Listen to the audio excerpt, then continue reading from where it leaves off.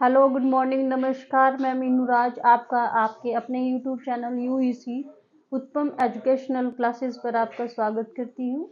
कैसे हो आप सभी? बच्चों, हमने बिजनेस अकाउंटिंग के सब्जेक्ट के अंदर हमने अकाउंटिंग स्टैंडर्ड स्टार्ट किया हुआ था, तो एक पार्ट तो मैंने आपको उसमें करवा दिया है। इसका सेकंड पार्ट मैं आप आज को डिस्कस कर रही हूँ आपके साथ। तो इसके अंदर क्या है, हमने 15 अकाउंटिंग स्टैंडर्ड हमने कर लिए थे। नेक्स्ट 32 अकाउंटिंग स्टैंडर्ड हम इस क्लास के अंदर डिस्कस करेंगे। और इस सेक्शन में से क्या है, बहुत सारे क्वेश्चंस आते हैं कॉम्पिटिटिव एग्जाम के अंदर, चाहे सीईटी का एग्जाम है या फिर एस्टेट है, नेट है या अदर कॉम्पिटिटिव एग्जाम है। यहाँ से हर बार क्वेश्चंस देखने को आपको मिलता है। ठीक है, तो आज हम करते हैं अकाउंटिंग स्टैंडर्ड 16। अकाउंटिंग स्टैंडर्ड 16 क्या है? Borrowing cost. मीन्स क्या है बोरिंग कॉस्ट? क्या है, जब कोई भी बिजनेसमैन जब उसको क्या है फाइनेंस की जरूरत पड़ती है, फाइनेंस का अरेंज किन किन सोर्सेज से करेगा वो, और उसको क्या कॉस्ट बियर करनी पड़ेंगी, दैट इज बोरिंग कॉस्ट। वो कॉस्ट कौन कौन सी हो सकती है? जैसे क्या है, अगर कोई बिजनेसमैन क्या है इक्विटी शेयर होल्डर से क्या है पैसा रिसीव करता है या शेयर से पैसा रिसीव करता है, तो शेयर के ऊपर क्या है उसको कितना डिविडेंड पे करना पड़ेगा। ठीक है, ऐसे ही क्या है जो कि अगर कोई बिजनेसमैन जो डिबेंचर होल्डर है, डिबेंचर होल्डर से क्या है किस रेट पे क्या है वो रेट ऑफ इंटरेस्ट उसको पे करेगा, वो चीज कोर्स इसके अंदर मेजर करते हैं हम। और अदर जितने भी रिसोर्सेज हैं फाइनेंस रिक्वायर करने के, तो ये चीज इस बोरिंग कॉस्ट के अंदर क्या है, institute started off accountant institute ने क्या है इसके अंदर रूल एंड रेगुलेशंस बनाए हैं। तो ये कब स्टार्ट हुआ, ये फोर्स में कब आया? 1 अप्रैल 2000 के अंदर ये अकाउंटिंग स्टैंडर्ड क्या है इंस्टीट्यूट ने क्या है फोर्स में क्या किया, अप्लाई किया। और ये वहाँ उन इंस्टीट्यूट्स के ऊपर अप्लाई होता है जिनकी क्या है कैपिटल कितनी हो गई, 50 करोड़ से ज़्यादा हो गई, तो वहाँ पे क्या है ये अकाउंटिंग स्टैंडर्ड क्या है अप्लाई होगा। इसके अकॉर्डिंग क्या है जो भी course rule and regulation institute ने क्या है बनाए हैं, ये एक कंपनी को क्या है, एक बिजनेस को क्या करने पड़ेंगे, फॉलो करने पड़ेंगे। उसके बाद क्या है 17 अकाउंटिंग स्टैंडर्ड क्या है, सेगमेंट रिपोर्टिंग। सेगमेंट रिपोर्टिंग क्या है, एक बिजनेसमैन क्या है अपने जैसे एक कंपनी है, एक कंपनी क्या करती है अपने सेम बिजनेस है, अपनी ब्रांचेस को क्या है डिफरेंट डिफरेंट प्लेस पे क्या कर देती है, स्टेब्लिश कर देती है। तो फिर उनकी रिपोर्ट जो भी इनकम इनकम या एक्सपेंसेस उनके बिजनेस के अंदर होगा, उसकी सारी रिपोर्टिंग किसके अंदर होगी, सेगमेंट रिपोर्टिंग के अंदर। ये फोर्स में कब आया? ये भी 1 अप्रैल 2001, 16 2000 में आया था और 17 आया 2001 के अंदर फोर्स में आया था ये। उसके बाद क्या है अकाउंटिंग स्टैंडर्ड 18। अकाउंटिंग स्टैंडर्ड 18 कब आया फोर्स में? 1 अप्रैल 2001। ये भी 2001 में ही आया। तो ये क्या है, related party disclosure. Related party disclosure means क्या है, एक कंपनी के से related other party, external parties हम मान सकते हैं इसको, कि जैसे क्या है एक क्रेडिटर हो गया, ठीक है, शेयर होल्डर हो गए, ठीक है, और बैंक हो गया, ठीक है, तो वो अ, उन उनको आपने एक कंपनी ने क्या है क्या क्या चीजें डिस्क्लोज करनी है, क्या क्या चीजें उनके साथ शेयर करनी है या क्या क्या इंफॉर्मेशन उनको प्रोवाइड करनी है। तो ये इसके लिए भी कुछ इंस्टीट्यूट ने कुछ रूल एंड रेगुलेशंस डिसाइड किए हैं, तो उन रूल एंड रेगुलेशंस को फॉलो करना पड़ेगा इस अकाउंटिंग स्टैंडर्ड के अंदर। और उसके अकॉर्डिंग ही क्या है जो भी रिलेटेड पार्टीज हैं उनको क्या है अपनी इंफॉर्मेशन क्या करेगी, कंपनी डिस्क्लोज करेगी। उसके बाद क्या है accounting standard 19। Accounting standard 19 lease से रिलेटेड है। ये भी फोर्स में कब आया? 1 अप्रैल 2001 के अंदर।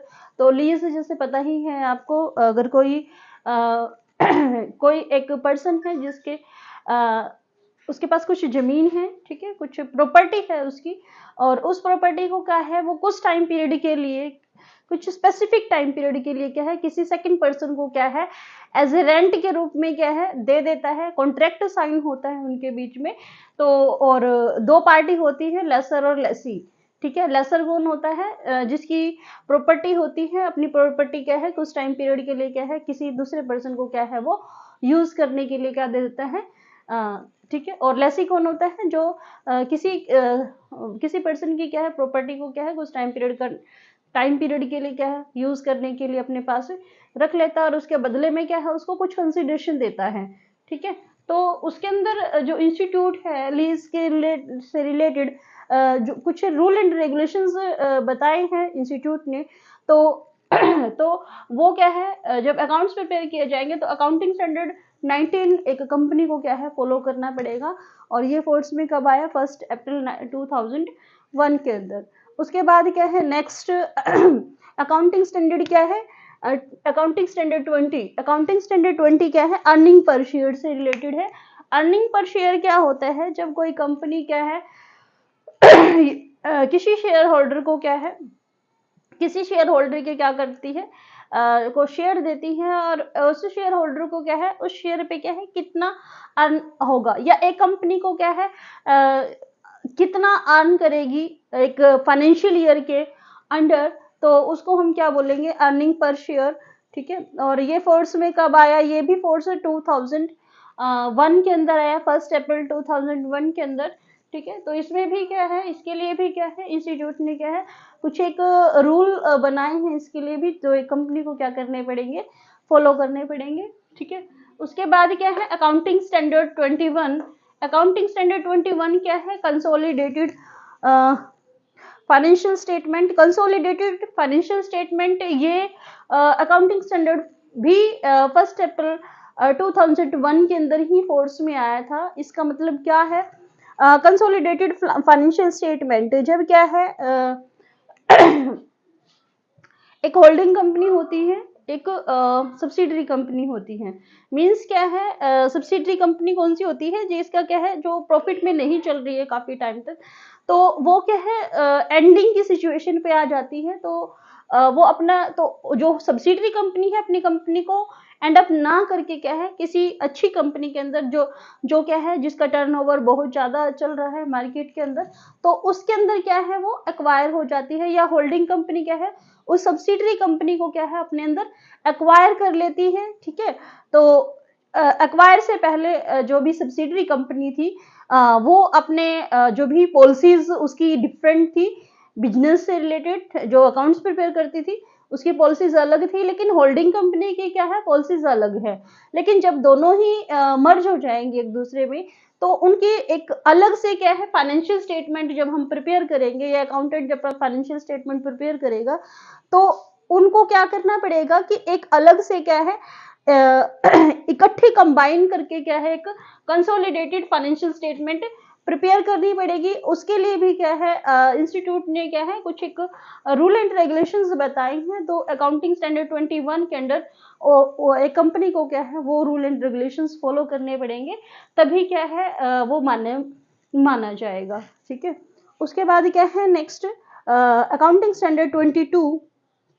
अकाउंटिंग स्टैंडर्ड 22 है accounting for taxes on income, कि कोई भी पर्सन या कोई भी कंपनी जब उसकी इनकम होती है तो उस इनकम के बदले क्या है गवर्नमेंट को क्या है उसको टैक्स पे करना पड़ता है, ठीक है। तो उसके लिए भी जो अकाउंटेंट है वो अकाउंट प्रिपेयर करते टाइम क्या है कुछ एक चीजें ध्यान में रखता है, डिडक्शंस ध्यान में रखेगा, ठीक है। तो वो सारी चीजें, और ये फोर्स में कब आया, 1 अप्रैल 2001 में ही ये भी फोर्स में आया, ठीक है। उसके बाद क्या है अकाउंटिंग स्टैंडर्ड 23। अकाउंटिंग स्टैंडर्ड 23 किससे रिलेटेड है, accounting for investment in associate in consolidated financial statement. ये भी फोर्स में कब आया, ये 1 अप्रैल 2002 में फोर्स में आया। यहाँ पे क्या है accounting for investment in associate in consolidated financial statement, कि जैसे हमने अभी 21 के अंदर किया था हमने कि कंसोलिडेटेड फाइनेंशियल स्टेटमेंट, कि जब होल्डिंग कंपनी और सब्सिडरी कंपनी मर्ज हो गए क्या है एक अलग से क्या है कंसोलिडेटेड फाइनेंशियल स्टेटमेंट उनको प्रिपेयर करना पड़ेगा। तो एक कंपनी क्या है, मतलब एक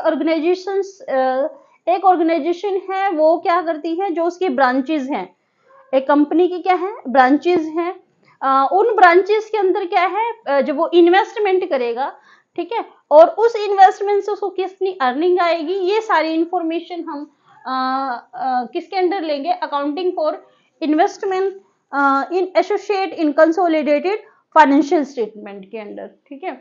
उसके बाद क्या है next 24 accounting standard discontinue operations.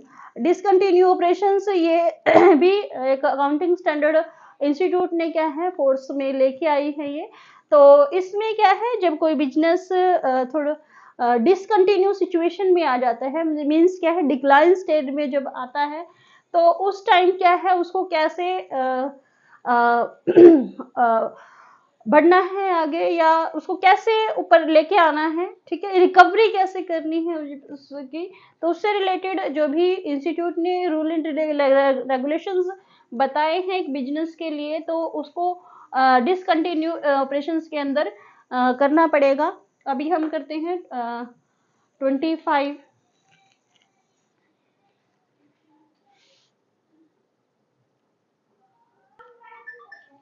हाँ जी अब करते हैं हम अकाउंटिंग स्टैंडर्ड 25। अकाउंटिंग स्टैंडर्ड 25 किससे रिलेटेड है, interim financial reporting. Interim financial reporting में क्या है कि क्या है जो भी एक बिजनेसमैन है या कंपनी है, जो भी फाइनेंशियल स्टेटमेंट प्रिपेयर करेगा, फाइनेंशियल स्टेटमेंट में चाहे प्रॉफिट एंड लॉस अकाउंट है, ठीक है, या बैलेंस शीट है, या कैश फ्लो स्टेटमेंट है, फंड फ्लो स्टेटमेंट है, उनके लिए क्या है इंस्टीट्यूट ने क्या है अलग अलग क्या है रूल एंड रेगुलेशंस या फॉर्मेट वगैरह इनके लिए डिसाइड किए हुए हैं। तो उस किस टाइप का फॉर्मेट होना चाहिए जब क्या है फाइनेंशियल रिपोर्टिंग एक बिजनेसमैन अपने बिजनेस की करता है, तो वो क्या है हम किसके अंदर करते हैं अकाउंटिंग स्टैंडर्ड 25 के अंदर। उसके बाद क्या है accounting standard 26।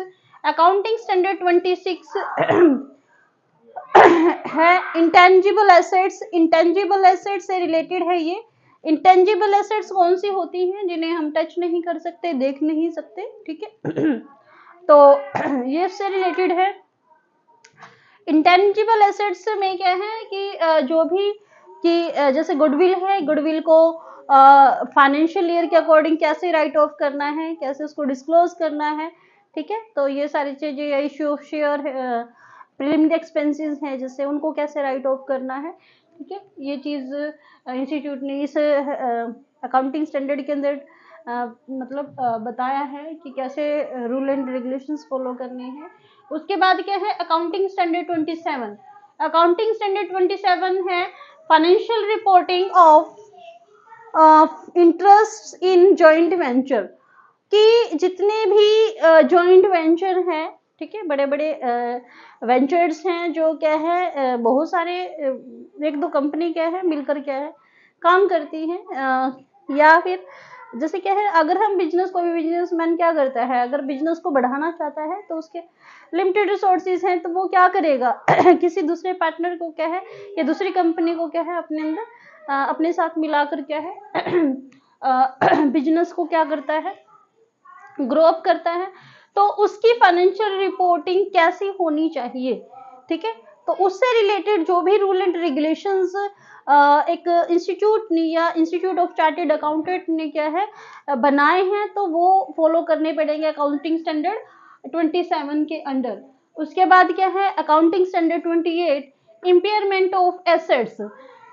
Impairment of assets क्या है, जब एक बिजनेस के अंदर जितनी भी एसेट्स हैं, ठीक है, अगर वो लॉस में जा रही हैं, लॉस में जैसे फिक्स एसेट्स है, फिक्स एसेट्स में क्या है कि जैसे जैसे क्या है उस एसेट्स का हम बिजनेस के अंदर यूज करते जाएंगे, तो उसकी जो वैल्यू है या उसकी जो लाइफ है वो कम होती जाएगी।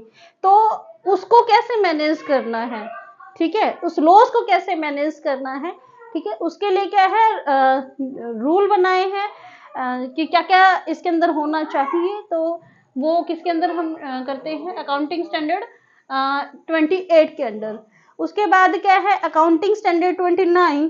अकाउंटिंग स्टैंडर्ड 29 क्या है, provision continent liabilities and continent assets, कि इंस्टीट्यूट ने फिर एक अकाउंटिंग स्टैंडर्ड और डिस्क्राइब किया 29, ये लास्ट है वैसे, ठीक है। वैसे तो 32 है, लेकिन 31, 30, 31 एंड 32 ये अभी क्या है, फॉर्म में नहीं आए हैं, ठीक है। कंपनी एक्ट 2013 में इनको मान्यता नहीं मिली है। तो हमारे मेन तो हमारे अकाउंटिंग स्टैंडर्ड 29 तक ही है, लेकिन आपको पूछ लिया जाए कि वो कौन से 3 अकाउंटिंग स्टैंडर्ड है जो क्या है अभी तक क्या है कंपनी एक्ट 2013 के अंदर नहीं आए हैं। तो इसके अंदर जो भी प्रोविजन है, चाहे कंटीजेंट लायबिलिटीज से रिलेटेड है या कंटीजेंट एसेट से रिलेटेड है, जैसे क्या है फाइनेंशियल ईयर में क्या है बैलेंस शीट हमारी प्रिपेयर हो गई, लेकिन क्या है कंटीजेंट लायबिलिटीज जो होगी हम उसको बैलेंस शीट में नहीं शो करते हैं, बैलेंस शीट के नीचे क्या है एज ए वर्किंग नोट में क्या है उसको मेंशन करते हैं। तो ये भी जो इंस्टीट्यूट है उन्होंने क्या है इसके लिए रूल बनाया है, तो ये रूल इस के अकाउंटिंग स्टैंडर्ड के अंदर फॉलो करना पड़ेगा अगर कंटीजेंटी लायबिलिटी या कंटीजेंटी एसेट से रिलेटेड कोई क्या है ट्रांजैक्शन होती है बिजनेस के अंदर, ठीक है। और अकाउंटिंग स्टैंडर्ड 30 क्या है, फाइनेंशियल इंस्ट्रूमेंट, और फाइनेंशियल इंस्ट्रूमेंट से रिलेटेड हमने अकाउंटिंग स्टैंडर्ड 9 किया था, रिकॉग्निशन और इनकम से रिलेटेड।